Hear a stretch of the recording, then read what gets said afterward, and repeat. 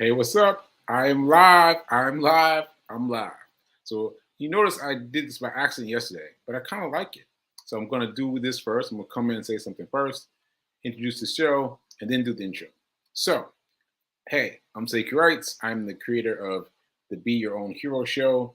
Hero is an acronym. It means helping everyone reaps optimism. And shout out to New Thought Media Network for allowing me the space and this opportunity to learn what it's like to be a person who is trying to recover from his stroke while he earns his bars at a television at while creating a television show. All right, and that's it. Let's get into the show. I'll see you in a second.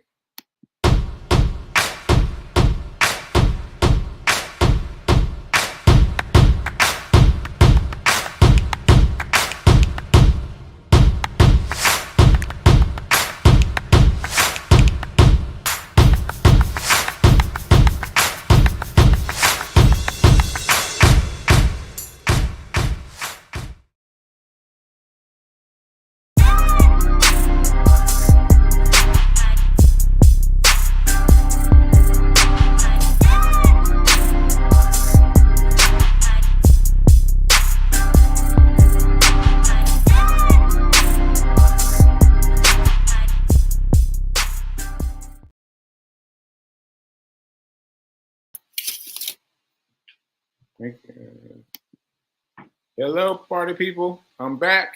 I'm back. So hope you like my new introduction. I kind of like it. I'm gonna stick with it. And let's get into the show now. So I've done my disclaimer. Oh, I haven't done my disclaimer yet. I am not a personal trainer, nor am I a financial advisor. So take what I say with a grain of salt. And my nose is itching. My nose is itching. Oh, sorry. I'm sorry. I don't know what's going on with my nose. Anyway, so yeah, I've got some things to talk about. Some things to talk about. But let's start with our dice. Let's start with our dice. Let's go. Ah, 6, 6, 6, 6. All right, universe. All right, universe. The universe is showing me what it means to be in that space of acceptance, acceptance, acceptance. Ashe, ashe.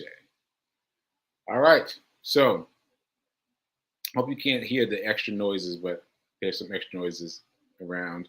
Hope you can't hear them. All right. So, anyway, $6 is what I'll be taking out of my regular checkings and moving it into my fund for debt relief. And see, that just made me smile. Just the fact of moving it into the firm, the the the thing for where I'll move it for debt relief. So that said, I've got a bit to say about debt today, but before we get to that, let me remind you of my ongoing thing. I have to say it all the time so that you'll repeat it and you'll have it memorized. So the Dice Man says, if you only spend money, you'll stay poor, right? If you only save money, you'll stay middle class. If you want to become wealthy, you must learn to invest, which means your money must make money while you're sleeping. Your money needs to be making money while you're sleeping. That's it. That's it. Okay, so $6 a day, $6 today, and you will be moving your money from your checking account over to someplace else that's more productive for you. Like maybe for you, it's still investment. As for me, I said that I'm going to move it over to my debt my debt fighting fund, debt fighting fund. Okay. All right. So let's get into it. Let's get into it. I mentioned yesterday Anthony O'Neill, and I was mentioning him yesterday, and I was trying to decide if I was going to going to say something about him or not. And ultimately, I decided not to because I didn't have much room in terms of showtime. But this is what I wanted to talk about. I was watching his video, one of many on YouTube. Once again, please go to YouTube and just type in a person's name, any of the names of people I've talked about, and just get involved. Like, involve yourself in what these people have to say beyond what ZQ has to say about them. You know, like learn from the best. But anyway, I was watching his video, and he was talking about date debt, date debt, and I was like, "What? Oh, wait a minute. I'm sorry. Was it date debt? I'm sorry. I only listened to it once, so I'm pretty sure it's date debt. Date debt. So what you're doing? Oh, um, yeah. I'm sorry. Date debt. Date debt. So what you're doing is you're coming into a date fully functioning with a mind about how much money you want to spend on this date, on these dates that are going to lead you to figure out if you're going to get married or not. And I was like, what? What? I never heard of anything like that. I never heard of anything like that before. And not only that, not only having date debt, but being open with the person you're dating about your date debt. Like, what? That sounds really dicey. So that means like in the first couple experiences dating, you're gonna say, hey, listen, I'm paying down my student loans, I'm paying down this, I'm paying down that, paying down the other. And so, my debt for doing this with you is gonna be about this much. How you feel about that? How you feel about that? And I'm just like, I just can't even imagine. I can't even imagine. I'm sorry, I just can't imagine of having that kind of conversation. But anyway, as I thought about it though, I thought about the other end of it. The other end of it. See, I have not done that before. I've never done that before. But I've been on the tail end of something that went the other way, right? Where my debt became obvious to her, the woman I was dating, and I thought that because we were in a relationship by then, it would be all hands on deck. It would be, I'll help you however I can help you. And it hadn't occurred to me that the debt person, the significant other, would have her sense of freedom eroded, have her sense of certainty eroded with me. And that's what I thought about.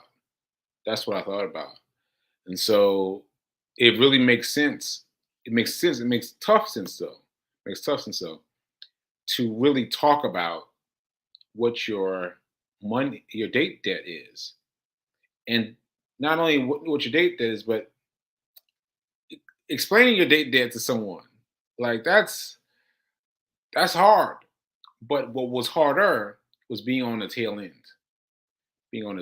and having that situation go sideways because I thought this person would help me with my debt, whereas they were just like, I don't want to be a part of this. So that's an important lesson. That's an important lesson. It reminds me of something else I want to share with you. Let me just double check my comments, see who's here with me. Shout out to shout out to Linda. Good morning. Shout out to Simone. Good morning.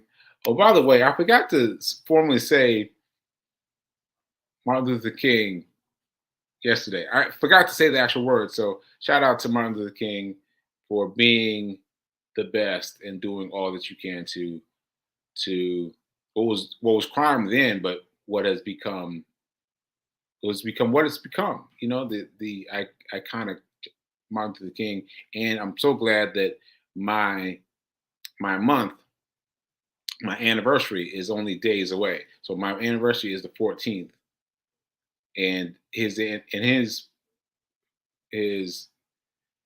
so Martin Luther King Day is only on the 16th. So separated by a couple of days. So very cool. Anyway, sorry about that. Sorry about that. Anyway, so now let me get back to the quote and being being strong enough to really represent yourself on a date, because that's real talk. That's real talk. So I was reading Dave Ramsey, and he wrote this: discipline is hard. Discipline is hard. It hurts and it requires sacrifice. Personally, I don't like discipline, but I love what discipline produces. So I feel like you got a little tongue tied. Let me try this again. Discipline is hard. It hurts and it requires sacrifice. Personally, I don't like discipline, but I love what discipline produces. Right? And that can be applied to everything. It can be applied to what I just talked about, um, in terms of date debt, in terms of everything, right? Like you've got to figure out what your date debt is.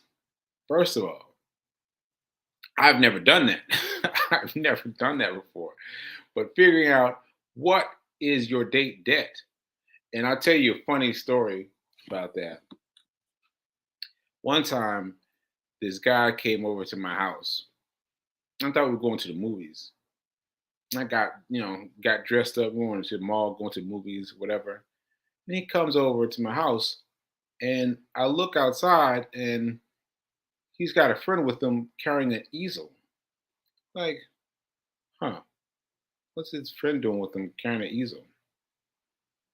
Anyway, all they wanted was an entrance to my house. And then his friend whips out the easel, and it was Amway or something like Amway. I'm pretty sure it was Amway at the time. But you know how that feels, right? That ambush activation, that sneak up on you. It was terrible, and I wasn't fully formed enough of myself to kick him out. To be like, no, done, done, done. I'm done with this. Get out, get out, right? And so I'm just sitting there on my couch, looking at him like this, right? And every time they ask me questions or what I want to do with my money, I would give them crazy, crazy answers. I would. I give them crazy answers. So to bring this full circle, I used to give them dating responses. Okay, okay, sir, you've got your money set aside. You've got a couple $1,000 set aside. What would you do with it? Spend it on dates. Spend it on dates, right? Because I didn't care what they were doing. I just wanted them out of my house. I wasn't waiting for the big, you know, idea to come through. I just wanted them out of my house, and I just kept going. And the guy was really perplexed because no one had ever given answers like that before. He was like, "Oh well, I guess if you did that, you could do this." Like he was completely flummoxed. And so ultimately, they got out of my house, and I never let dude hang out with me again. I was like, "No, bruh, no, bruh." When we were finally able to talk outside of that, I think I did the passive aggressive thing of telling his girlfriend, "So, yo, what's up with your boy? Yo, what's up with your boy? You supposed to while you watching movies, you come with some dude with an easel." But I didn't speak to him about it directly. So anyway, my point is that dating is something that's not something that we frequently set aside assets for. Like we recently, mm, mm, mm. Here's my ball for today. Avocado. Avocado. Ball for today for when I mess up and I get into my what's the word for it? What's the word for it? What's the word for it? Aphasia. Aphasia. Today my aphasia ball is an avocado. Avocado. All right. Okay. So what I'm saying is we don't often think about how we're going to manage debt, our debt in terms of dating. We just say, hey, we like you. We like you. Let's go out. Let's go out. I'm gonna buy you dinner. I'm gonna buy you this. I'm gonna buy you that. And in doing that, we just spend, and we don't have a date scientific, date demographic. And so, anyway, I guess my point is that discipline is hard. Discipline is discipline is hurts. I'm trying to get this quote. Wait a minute. Discipline is hard. It hurts and it requires sacrifice. Personally, I don't like discipline, but I love the discipline that discipline produces. I love, but I love what discipline produces. All right. Ugh. Discipline is hard. It hurts and it requires sacrifice. Personally, I don't like discipline, but I love what discipline produces. Boom.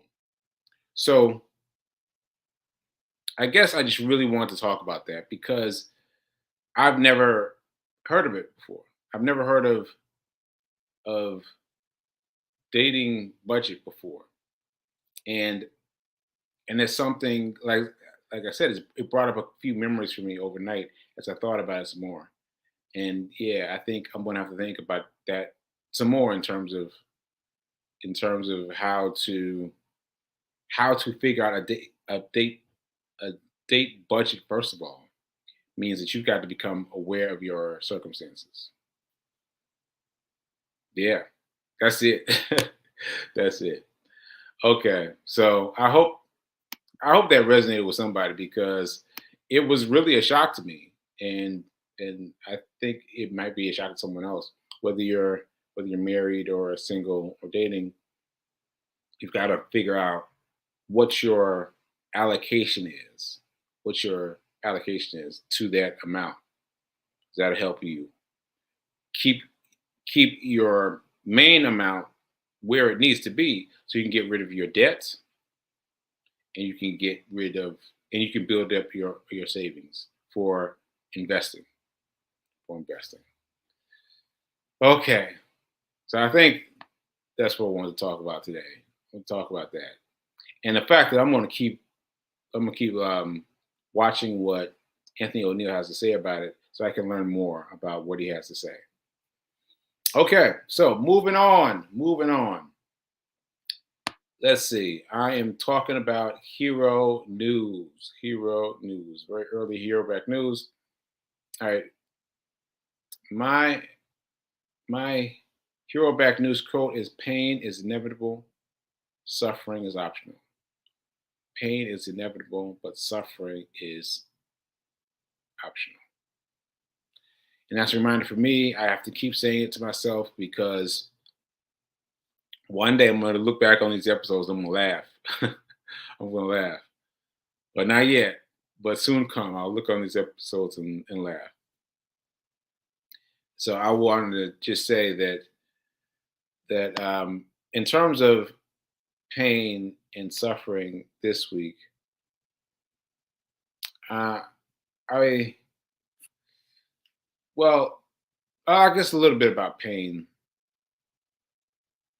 So I've mentioned before that my pain it kind of goes like this, like a bar graph for a stock chamber. It goes up and down, and there are some days where it goes really low, and some days where it goes really high, and so it's interesting getting used to that because your mind can feel like it's fine, it's fine, it's ready to go, and your body will be like, no, I don't think so. And so I had that happen to me a few times this weekend, Like you saw me at the train museum sitting in a rocking chair. And I had to sit in that rocking chair for a minute. I had to sit in that rocking chair for a minute. It looked cool, but it took me a while. I had to sit there for a while to gather myself to go on. And so what I love about that is that I'm learning how to do things that get help me rest more without uh, causing a scene. Like there's rocking chairs there; they're available and plentiful, so I can sit down and sit down and just sit in a rocking chair without uh, without conveying any kind of message. And so that's helpful to me. But I just have to remind myself that not only do I have to, and also before I forget, um I just lost it. Just lost it. Ah, it was right there too. It was right there. Hold on. Ah, I'm sorry. It was really connected to what I was saying too. Uh, all right. Well, I guess that's it. I think I'm on that note. I'm gonna pull out. I want to pull out of this episode and say that that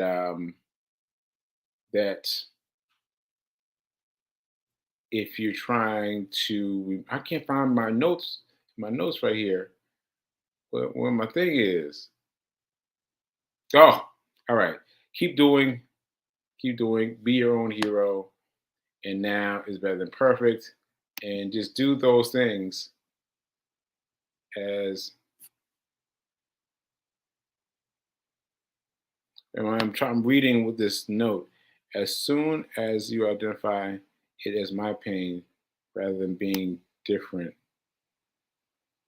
to it, and ask it in which part of the body it's trying to share with you. Okay, thank you. So keep doing. Be a hero.